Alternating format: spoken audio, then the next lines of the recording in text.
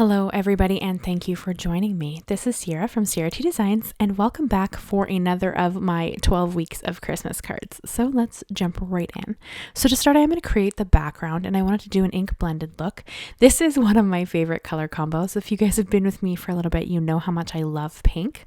So this is kind of something that I gravitate towards when I'm looking for a non-traditional, especially for Christmas cards, color palette. I do have a thing with pink for Christmas. I have no idea why. I know that, you know, traditionally you do red and green or variations of, but I always gravitate towards pink because it just, I don't know, I guess it's just eye-catching to me, and I love vibrant colors. So that's kind of why I ended up here. But my colors are going to be Worn Lipstick. These are Distress Oxide inks. It's Worn Lipstick into Abandoned Coral and into Seedless Preserves. You could have chosen another pink here.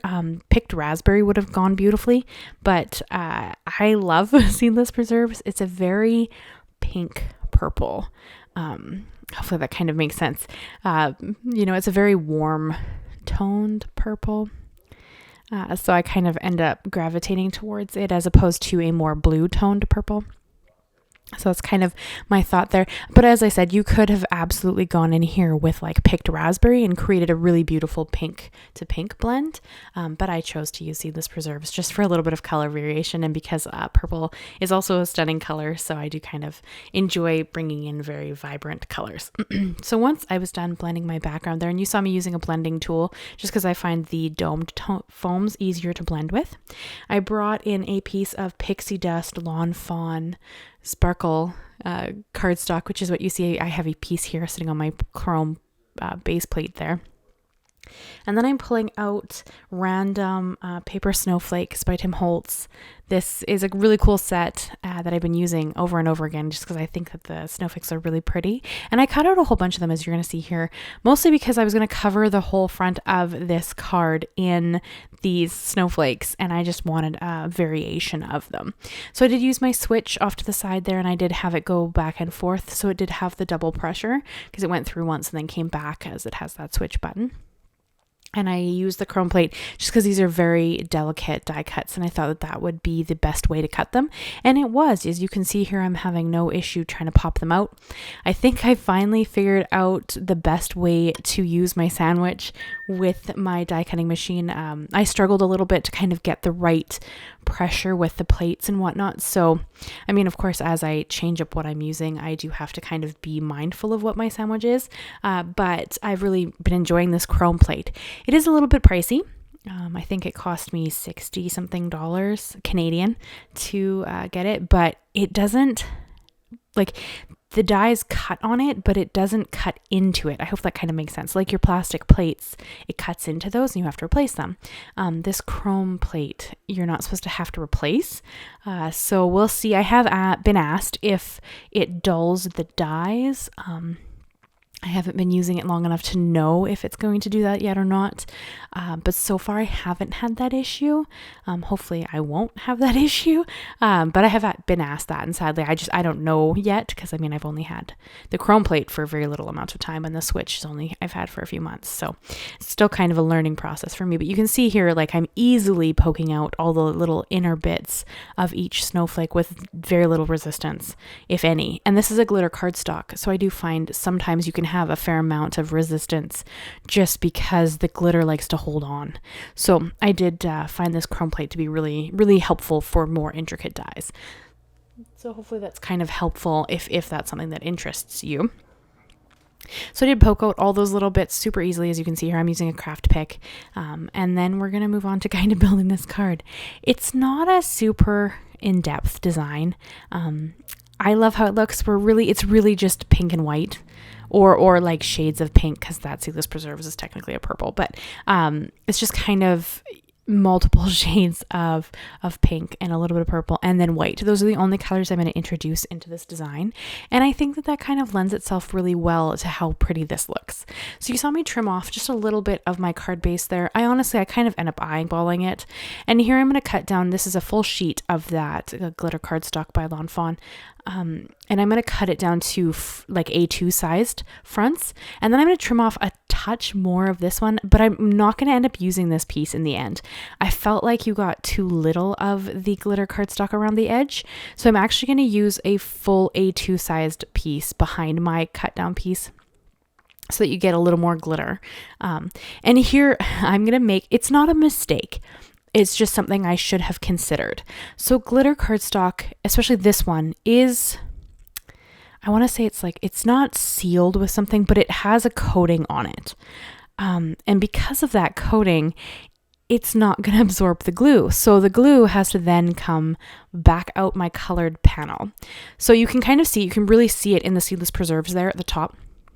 You can see that kind of streak. That's the glue coming out forward to my blended colored cardstock there. So I'm going to show you how I'm going to fix that. Not a big deal. It's just because, again, this is a coated cardstock. So normally your glue would absorb into both sheets, right, as it dries. But because it can't absorb into the glittered one, it kind of came forward.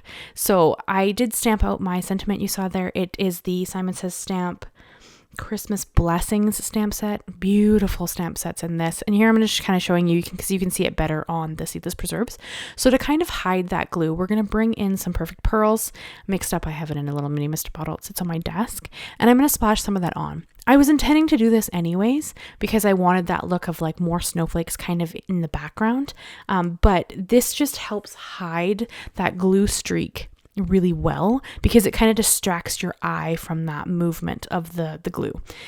Then of course we are also going to adhere all of these snowflakes on top of the panel, so that's also going to distract the eye. The only thing with this here is you want to be a little bit careful, because if the glue squeezes out past the snowflakes, it will change colors, because it is Distress Oxide inks are water reactive, right? Or moisture reactive.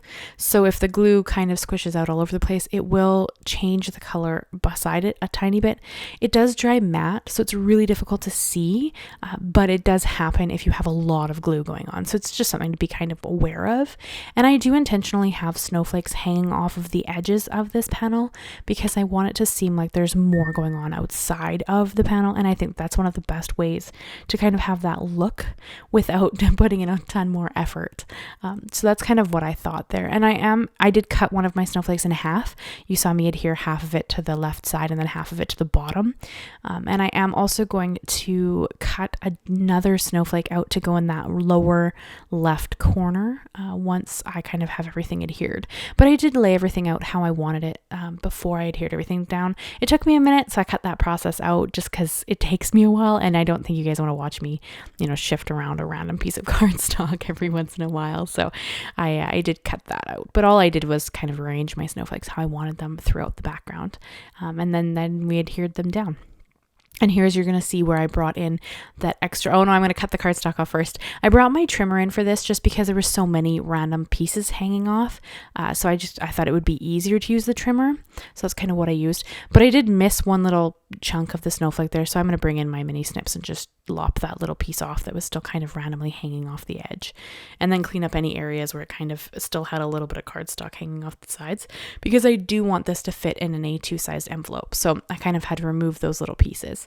And then here is where I cut out that extra snowflake, and I'm just going to adhere it into that bottom left corner. It came out from the same snowflake set. It was just, I needed one more just to make this kind of look fuller, or at least as full as I wanted it to look.